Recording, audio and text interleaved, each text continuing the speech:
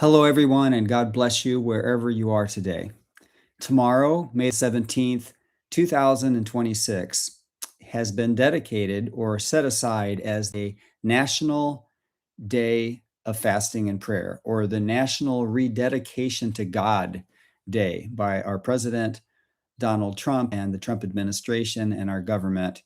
And I want you to think for a minute that on May the 17th, 1776, about a month and a half before the Declaration for Independence was signed in that same year, the proponents of breaking away from England, those who were advocating for independence for our country, asked all of the American people to set aside May 17th, that day, as a day of fasting and prayer for our country, that we would do the will of God and we would do what God wanted us to do. And that this momentous task of separating ourselves from our historic national country, England, becoming our own country, which was fraught with risk and violence for our people.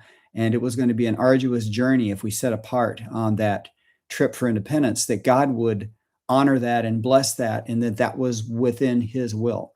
Now, 250 years later, tomorrow on May the 17th, we have the opportunity again to rededicate ourselves to God as a nation. I hope you can join us. We are going to be talking about Deuteronomy chapter 17, which coincidentally has a section in that chapter, the last half of the chapter, I think it's verses 14 through 20, talks about guidelines for a king. I didn't pick that. It's interesting that it sets aside very biblical, reasonable guidelines for any elected leader, whether it's a king or a president or an elected politician, things to do and not to do if you are in that vaulted position of authority.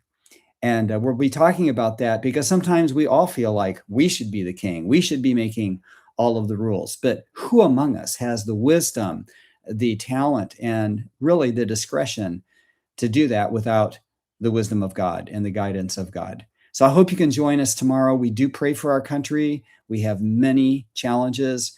Our families, our young people are assaulted every day. We have many risks and vulnerabilities, but God is still on his throne, and we want to seek his wisdom. Hope to see you tomorrow. God bless you. And remember, let's celebrate the National Rededication to God Day tomorrow, May the 17th, 2026. God bless you, and thank you very much.